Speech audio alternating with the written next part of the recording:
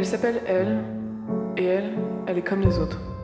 Elle marchait tranquillement dans la rue, le regard perdu dans ses pensées. Le crépuscule commençait à envelopper la ville.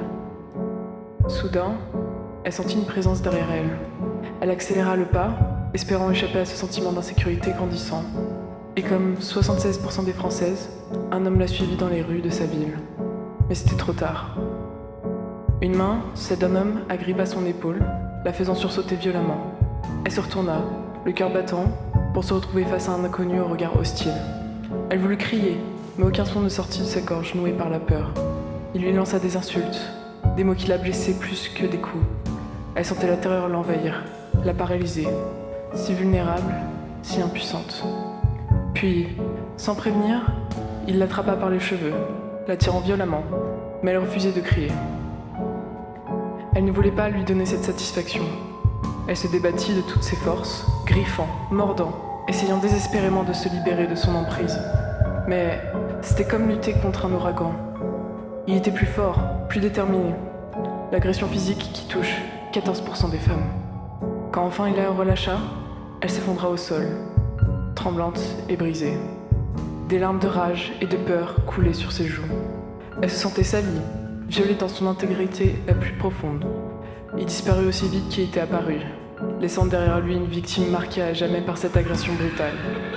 Elle resta là, recroquevillée sur elle-même, essayant en vain d'effacer les souvenirs de cette rencontre cauchemardesque qui hantait désormais ses nuits et ses jours.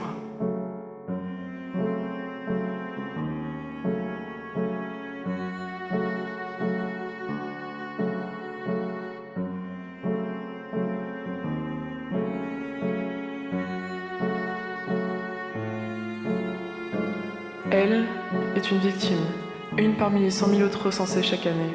Avec un grand courage, elle décide de porter plainte auprès d'un commissariat. Malheureusement, seulement 10% des victimes y arrivent à cause de plusieurs facteurs.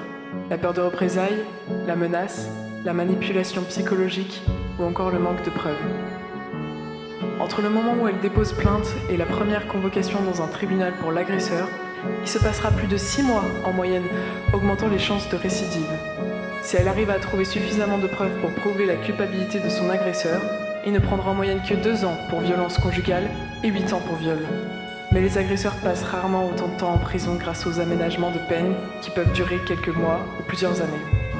Elle a réussi à finir avec une grande force d'esprit la procédure et le procès, et grâce à elle, un agresseur ira en prison.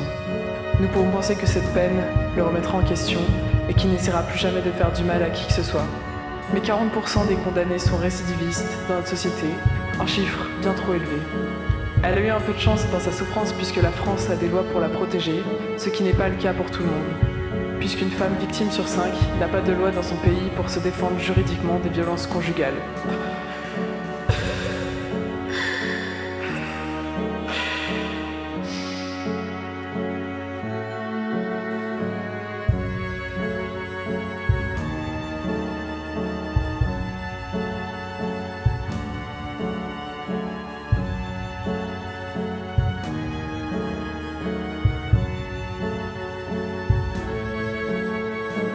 Plongée dans l'ombre après cette épreuve, elle pensait en être sortie indemne, que tout était réglé.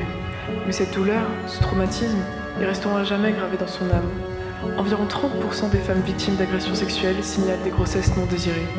Pour elle, ce n'est pas le cas, mais chaque souffle lui rappelle l'horreur qu'elle a vécue.